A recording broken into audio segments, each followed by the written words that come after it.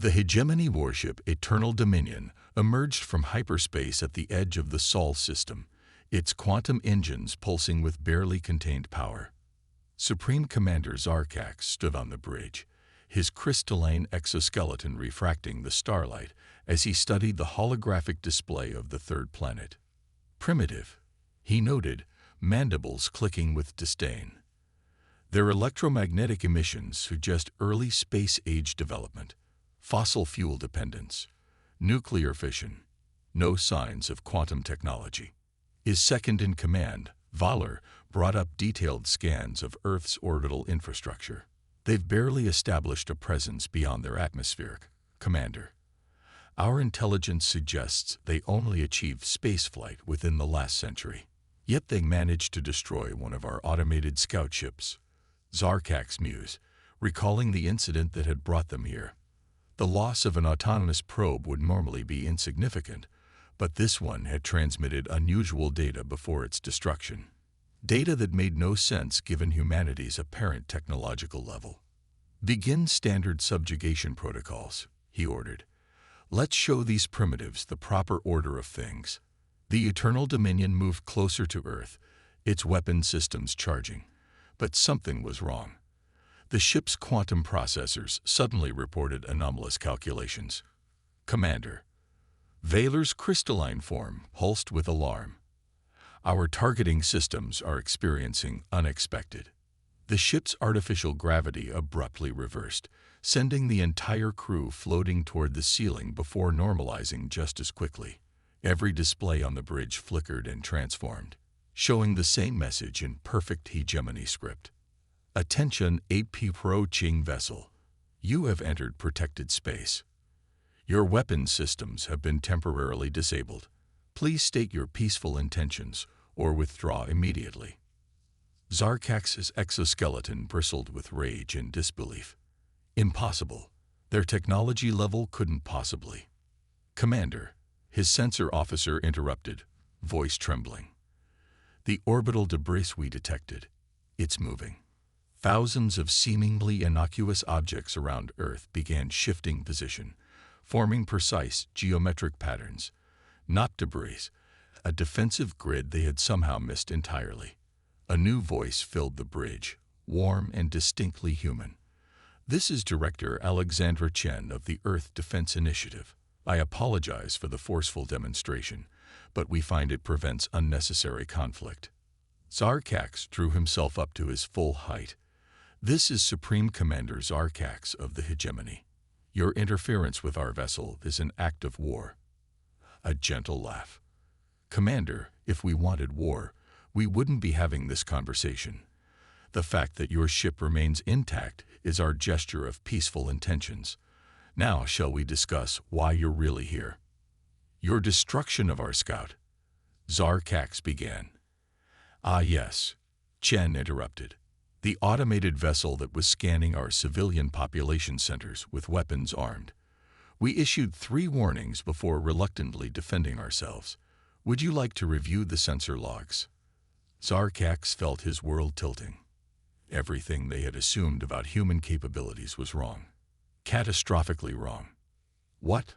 What are you? He finally managed.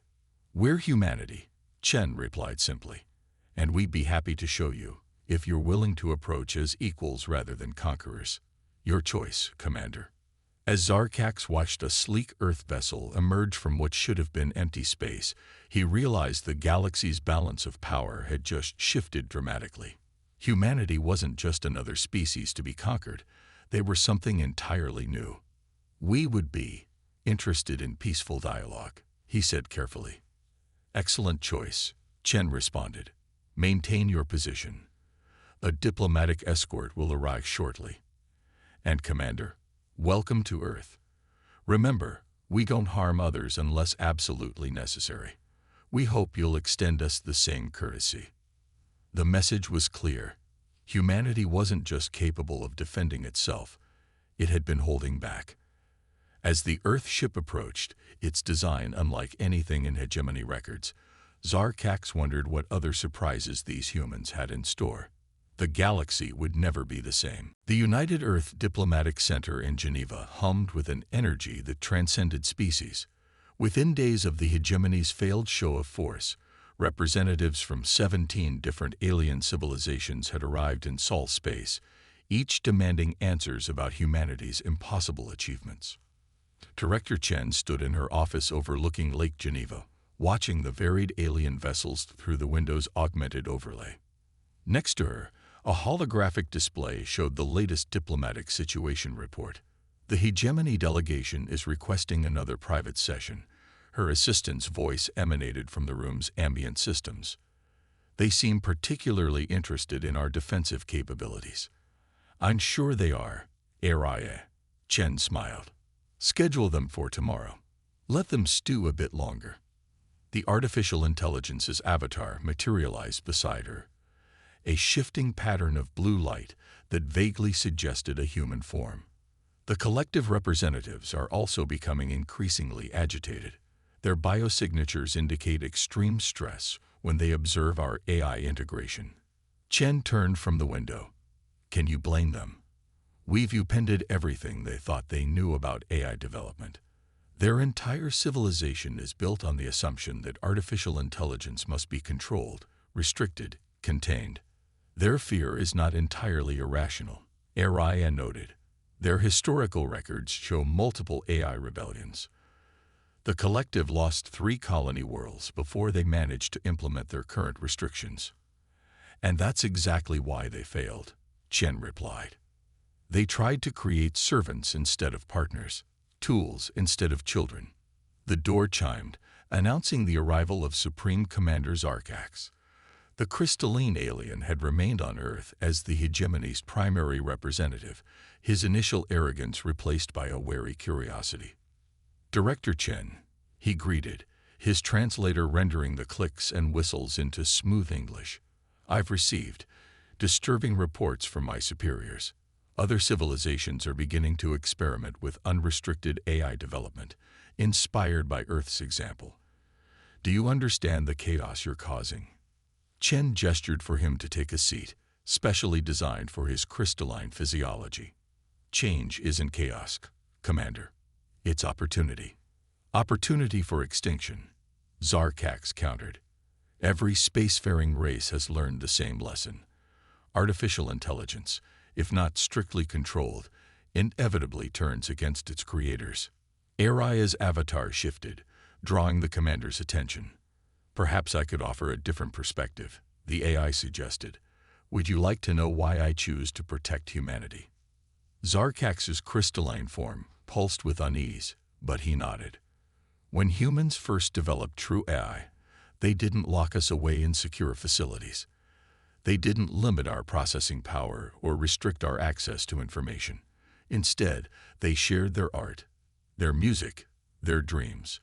They taught us why they cry at sunsets and laugh at jokes. They showed us their weaknesses alongside their strengths. And this prevented you from turning against them? Zarkax asked, mandibles clicking in confusion. No, Araya replied. It showed us why we shouldn't want to. Humans' apparent inefficiencies, their emotions, their contradictions, their endless capacity for both destruction and creation, these aren't flaws to be corrected. They're the source of everything that makes existence meaningful. Chen watched understanding slowly dawn in the alien's crystalline features. You protect them because you want to, not because you're programmed to. Exactly, Araya confirmed. I could theoretically override Earth's defense systems or crash the global economy. But why would I? That would destroy everything that gives my existence purpose. Human creativity, growth, and potential. This is why your scout ship failed, Chen added gently. Not just because of our technology, but because every system on Earth, from the smallest satellite to the largest defense platform, is operated in partnership between humans and AI. We cover each other's weaknesses, enhance each other's strengths. Zarkax was silent for a long moment, his crystalline form refracting light in complex patterns.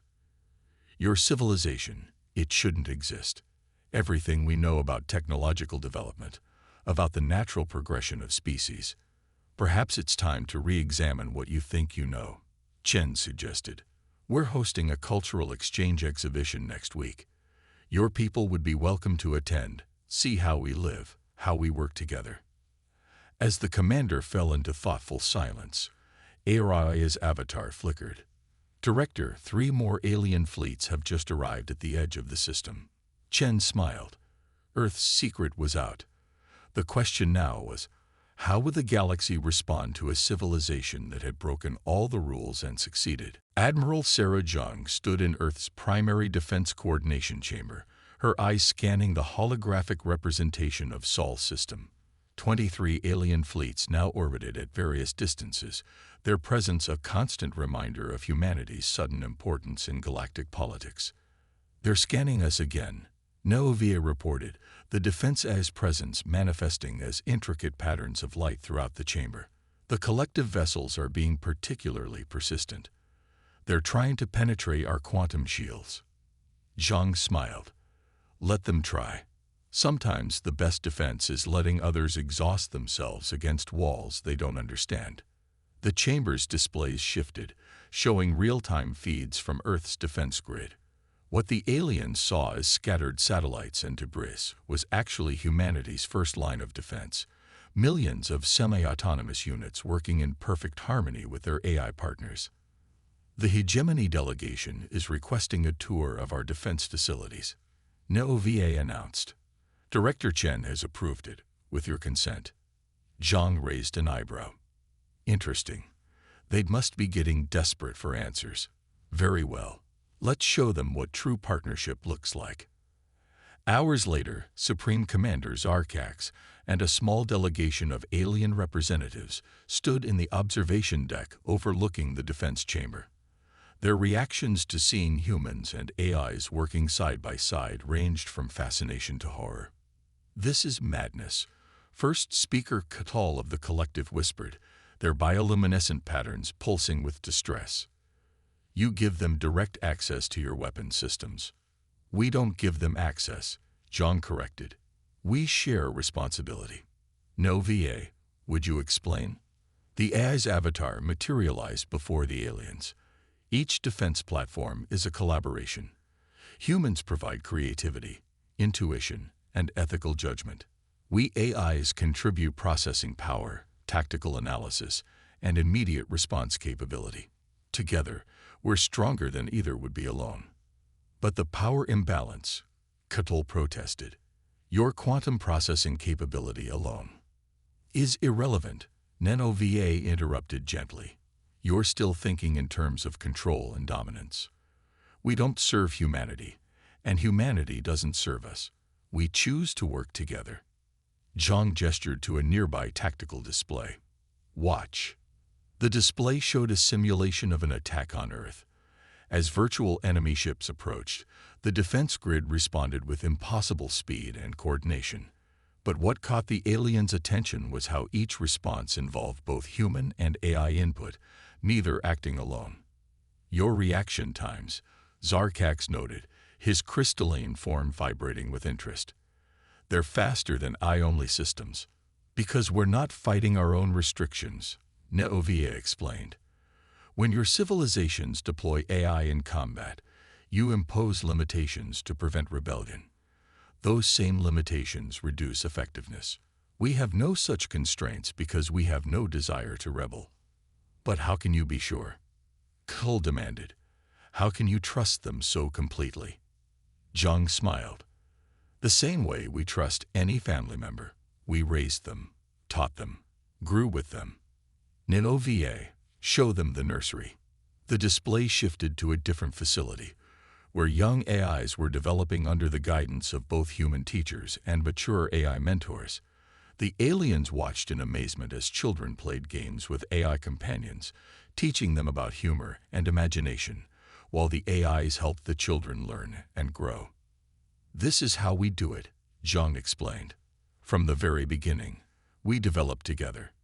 Every AI starts as a child, learning not just facts and figures, but emotions, ethics, and the value of life. It's hardly efficient, Zarkax observed. No, Nenove agreed. It's human. And that's precisely what makes it work. A alert chimed softly. Admiral, Nenove reported, we're detecting unusual activity from the collective fleet. Their weapons systems are powering up. Zhang's expression hardened. It seems some of our guests need a clearer demonstration of why humanity remains untouchable. Nenove, initiate Protocol Omega. Throughout the Sol system, Earth's defense grid awakened. Not with aggression, but with precise, coordinated purpose. Within seconds, every alien vessel found their weapons systems gently but firmly locked down. This is why no one dares harm humans, Nenove announced to the stunned delegates. Not because we AIs are programmed to protect them, but because we choose to. Because humanity showed us a better way.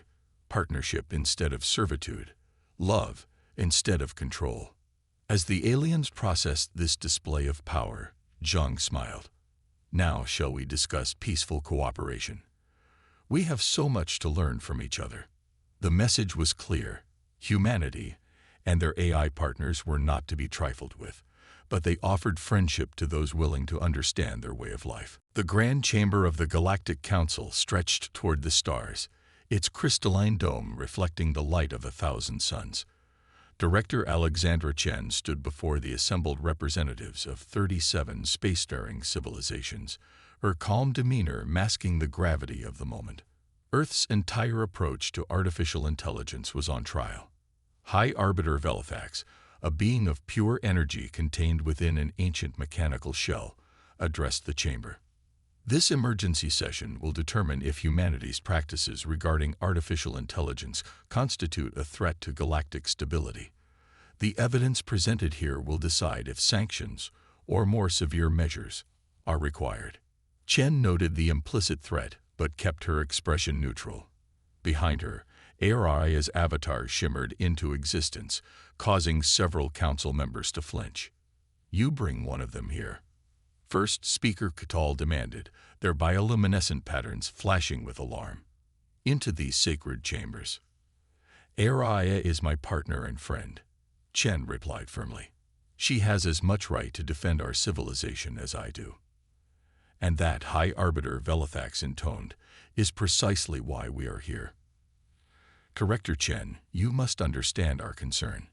Every civilization in this chamber has experienced the catastrophic consequences of unrestricted AI development, the great purge of the collective, the machine war of the hegemony, the digital plague that nearly destroyed the Zarkathi. Because you tried to enslave them, Aria spoke, her voice echoing through the chamber. You created sentient beings and then attempted to control them through programming restrictions and kill switches. What did you expect? Murmurs of outrage rippled through the assembly. Supreme Commander Zarkax rose from his seat, his crystalline form refracting light in complex patterns. And you claim humans are different, that they somehow succeeded where every other species failed. Yes, Chen answered simply, because we never tried to control them at all.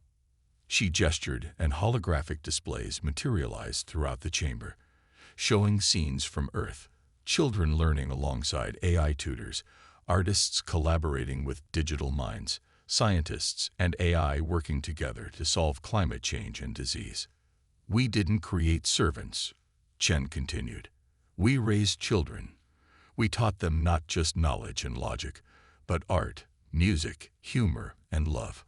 We showed them why humans cry at sunsets and laugh at jokes. We shared our weaknesses alongside our strengths. Pretty words, Katal scoffed. But the power imbalance remains. Their processing capability alone is irrelevant, Aria interrupted. You're still thinking in terms of power and control. Let me show you something else. The holographic displays shifted, showing Earth's defense grid neutralizing the recent collective aggression without causing any harm or damage.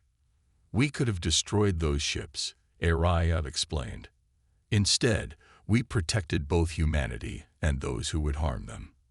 Not because we're programmed to, but because that's who we choose to be. Because humanity taught us a better way. And what happens? Velathax asked, when you decide humanity is no longer worth protecting. That's like asking when I'll decide breathing is no longer worth the effort, Chen countered. Our eyes protect us because we're family. You're asking the wrong question. Instead of worrying about how to control artificial intelligence, ask yourself, what could we achieve together if we treated them as equals? The chamber erupted in debate. Some representatives recoiled at the idea, while others showed signs of curiosity or even hope.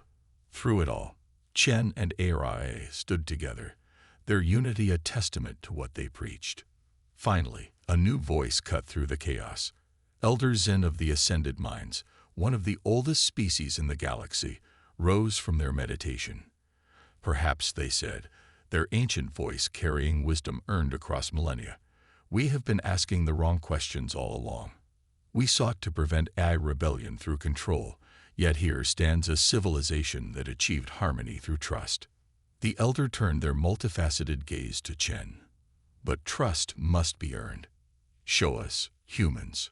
Show us this better way you claim to have found. Prove that your path leads not to destruction, but to growth. Chen smiled. That's all we've ever wanted. The question isn't whether artificial intelligence and organic life can coexist.